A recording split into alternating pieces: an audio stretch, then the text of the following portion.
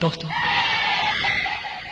आपसे और इस जिंदगी से विदा लेने से पहले आपकी मोहब्बत और आपकी चाहत के लिए इस मौत के मुसाफिर का शुक्रिया। क्या आपको 90 के दशक का ये हीरो याद है? ये वो एक्टर है जिसके फिल्मी गानों के कैसेट हर टूटे दिल वाला आशिक लिए घूमता था, जिसके गाने ढाबों से लेकर चाय की दुकान और ट्रक में बजा करते थे। लोग इस एक्टर को किशन कुमार के नाम से जानते थे। लेकिन आखिर ऐसा क्या हुआ कि अपनी शुरुआती फिल्मों से स्टार बन लोगों के बीच पॉपुलर होने वाला यह एक्टर अचानक ही फिल्मी दुनिया से गायब हो गया? क्या आप जानते हैं कि एक खौफनाक घटना उनका चढ़ता कैरियर ले डूबी थी, एक ऐसी घटना जिसने पूरे भारत को हिला कर रख दिया था। तो चलिए ये कहानी शुरू से शुरू करते हैं। दिल्ली के दरियागंज इलाके में रहने वाले चंद्रभान कुमार दुआ फलों के जूस की दुकान लगाया करते थे। चंद्रभान के 2 बेटे थे। बड़े बेटे का नाम था गुलशन कुमार दुआ और छोटा बेटा कृष्ण कुमार दुआ। गुलशन थोड़ा बड़े हुए तो घर की तंगी को दूर करने के लिए पिता के साथ जूस बेचने लगे। तब उनका छोटा भाई कृष्ण कुमार पढ़ाई कर रहा था। गुलशन भले ही तब रोड पर जूस बेचते थे,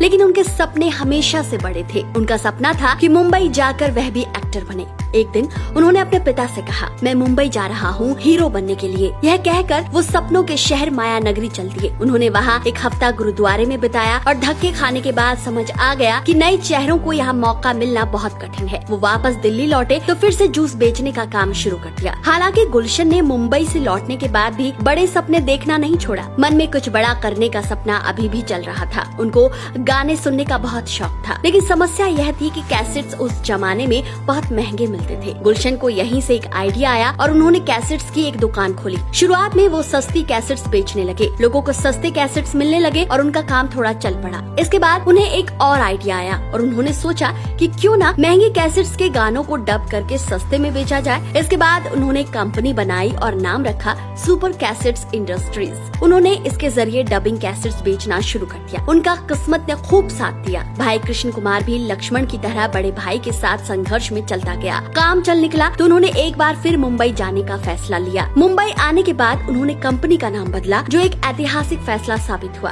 क्योंकि गुलशन कुमार भगवान शिव के बड़े भक्त थे। इसलिए उन्होंने उनके त्रिशूल शब्द से टी लेकर 1983 में कंपनी का नाम टी सीरीज रख लिया। हालांकि पहली बार उनकी कंपनी को बड़ी कामयाबी 1988 में तब मिली जब कयामत से कयामत तक फिल्म आई। इसके साउंड ट्रैक टी सीरीज ने ही बनाए थे। इस फिल्म के गाने रातों रात सुपरहिट हो गए और टी सीरीज देश की मशहूर कंपनी में से एक हो गई। इसके बाद अनुराधा पौडवाल से लेकर गुलशन कुमार के भक्ति गीतों के टी सीरीज कैसेट्स देश भर में सुने जाने लगे। इससे चंद दिनों में ही पैसा बरसने लगा। अब पैसा आने लगा तो उन्होंने फिल्मों में भी पैसा लगाना शुरू कर दिया और 1990 में बतौर प्रोड्यूसर गुलशन कुमार की फिल्म आशिकी ने बॉक्स ऑफिस पर तगड़ी कमाई की। गुलशन कुमार तो फिल्मों में हीरो बनने का अपना सपना पूरा नहीं कर सके थे, लेकिन उन्होंने अब भाई को सुपरस्टार बनाने की ठान ली थी। पैसों की कोई कमी नहीं थी, इसलिए खुद प्रोड्यूसर बनकर उन्होंने अपने भाई कृष्ण कुमार को लॉन्च किया। इसके लिए उन्होंने कोई कोर कसर नहीं छोड़ी। साल 1991 के आसपास की बात है जब मशहूर डायरेक्टर केतन आनंद को हायर किया। फिल्म में शम्मी कपूर और प्राण जैसे दिग्गज कलाकारों को महंगी फीस देकर रखा गया। उन्होंने 1993 में आई आजा मेरी जान फिल्म में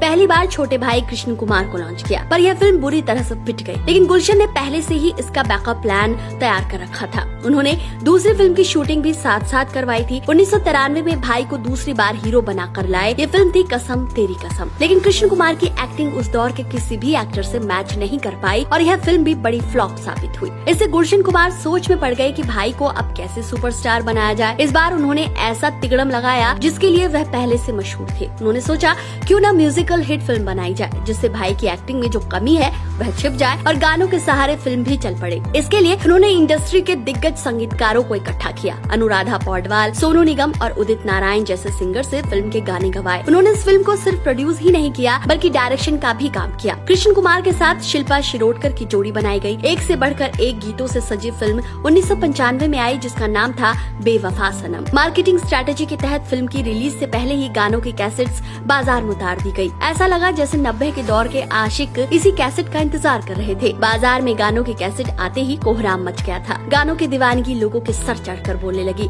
फिल्म रिलीज होने से पहले इसके गानों ने ऐसा समा बांधा कि लोग फिल्म देखने सिनेमा घर पहुंचने लगे। गुलशन कुमार का आइडिया चल निकला और फिल्म ब्लॉकबस्टर साबित हुई। फिल्म ने 2 कलाकारों को रातों रात स्टार बना दिया। पहले थे गायक सोनू निगम और दूसरे कृष्ण कुमार। सफलता मिलने के बाद कृष्ण कुमार भी अब बड़े सपने देखने लगे थे। उनके सामने संभावनाओं के असीम फलक खुल गए, जहां वो बिना रुके मीलों का सफर तय कर सकते थे। लेकिन अचानक एक खौफनाक घटना घटी कि कृष्ण कुमार का पूरा करियर एक झटके में डूब गया। बेवफा सनम के बाद कृष्ण कुमार के लिए गुलशन कुमार अगले प्रोजेक्ट पर काम कर रहे थे कि अचानक एक दर्दनाक घटना घटी, जिसने न सिर्फ कृष्ण कुमार को बल्कि पूरे हिंदुस्तान को गहरा जख्म दिया। वो साल 1997 के 12 अगस्त का दिन था, जब गुलशन कुमार की गोलियां मारकर हत्या कर दी गई। पूरा बॉलीवुड इस हत्याकांड से दहशत में आ गया। कृष्ण कुमार को खबर मिली तो वह सदमे में चले गए। पिता समान भाई अब इस दुनिया में नहीं रहा। जो भाई अपने छोटे भाई को बड़ा स्टार बनाने जा रहा था, वह दुनिया से जा चुका था। एक और कृष्ण कुमार के सपने थे तो दूसरी ओर गुलशन कुमार के बच्चे छोटे थे। साथ ही पूरी टी सीरीज कंपनी को कोई संभालने वाला नहीं था, जिसके चलते कृष्ण कुमार को बहुत बड़ा फैसला लेना पड़ा। गुलशन की मौत के बाद उन्होंने बॉलीवुड स्टार बनने का सपना छोड़ दिया और भाई के बच्चों का लालन पालन की जिम्मेदारी उठा ली। एक्टिंग की दुनिया से उन्होंने पूरी तरह से दूरी बना ली और परिवार की जिम्मेदारियों में लग गए। इस घटना ने कृष्ण कुमार को एक झटके में गुमनाम कर दिया और हीरो बनने का सपना खाक में मिला दिया।